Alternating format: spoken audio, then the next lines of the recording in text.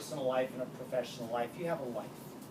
And in today's technological world, it makes it really easy to do, especially the work part, way too much.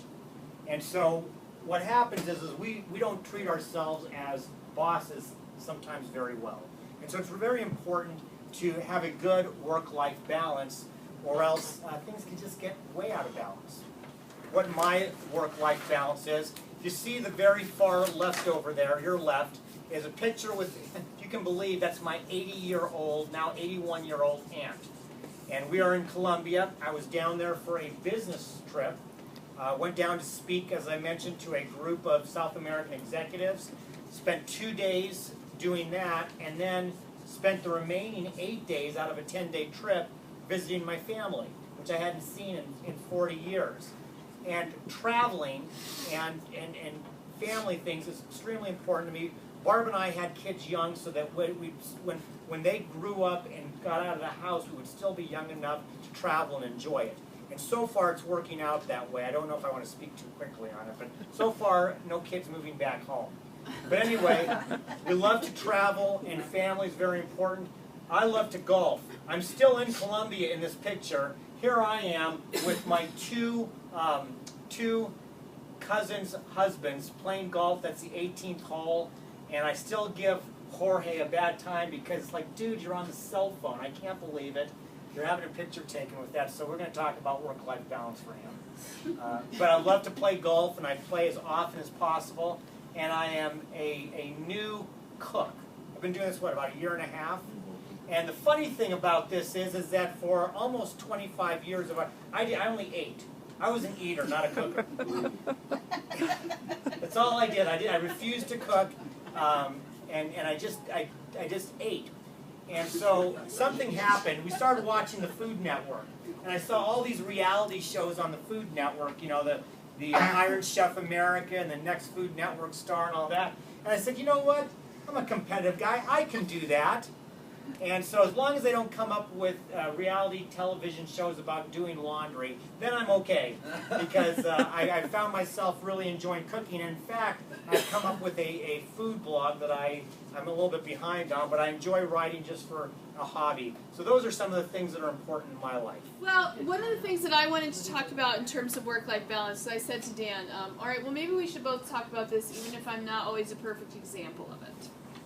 And I thought that, in addition to just sharing some pictures about things that I like and things that matter to me in my life, that I would share with you a couple of kind of top threes or best practice or whatever, and you can add yours. Okay.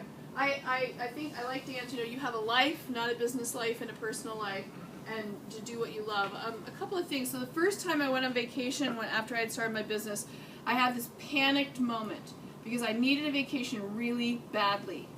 But I did not have any employees, and I didn't have Amanda who took care of, answering the phones or whatever for me. And so I thought, I'm never going to be able to go on vacation again. Like, I'm it. What if someone calls me, right? And I remember calling Alan and saying, I really need to do this. I really need to go on vacation. I need to take a break, And of course, he had his characteristic New York, stop overreacting. And, which he says to me all the time. And, he said to me, Libby, you get up in the morning, you take 15 minutes, check your email, you look at your phone, and then you turn it off. And 15 minutes in the afternoon, you check your email, you return a call or two, and then you turn it off. So it's not like, you have to draw this really hard line between compartments of your life. You just don't let one thing take over another.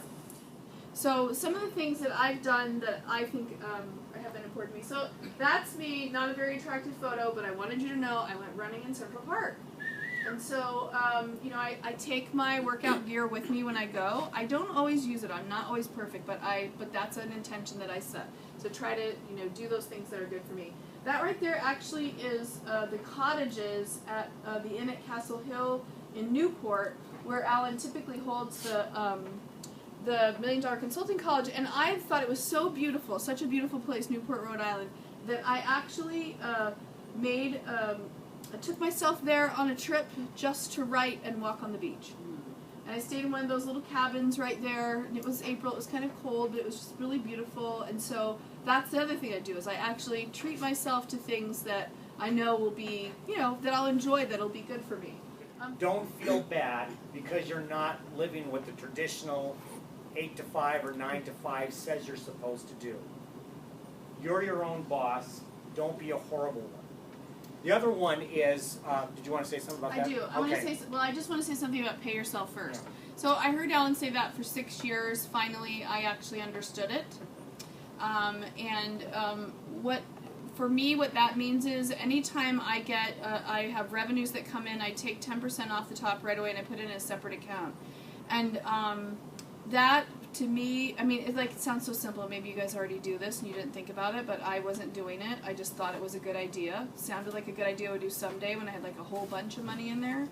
But, you know, with an entrepreneurial life, you got money, no money, money, no money, you know. And so, but I started, no matter how much it was, $500, $25,000, I took 10% out, I put it in this account. And so what happened was when I had a really low month or I had something that I wanted to do, it was just in there. And I don't know why I never did that before. But that's actually what he meant by pay yourself first.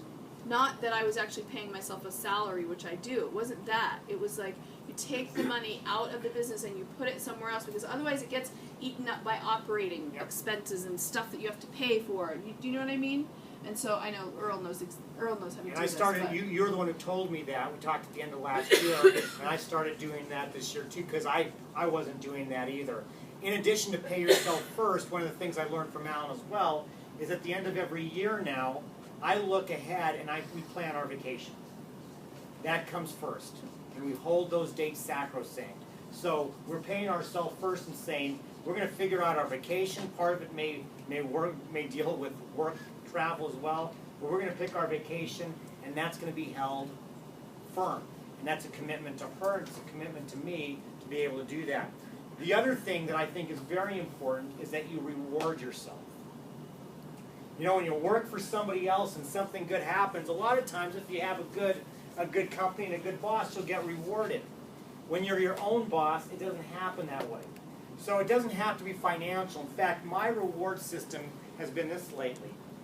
Every time I get a new client, I don't care what the size is, that gives me the right to go in and buy 3 new iTunes music things. I love music. I go down and I could download it every day if I want, but I said, no, I've got to earn my right to go get my own music. And so when that happens, it's like, woohoo, you know, they're $1.29 each. Who cares? You know, but the reality is that gave me the right, so it was a reward for me. Or I might go and play golf and say, you know, I've rewarded myself for this.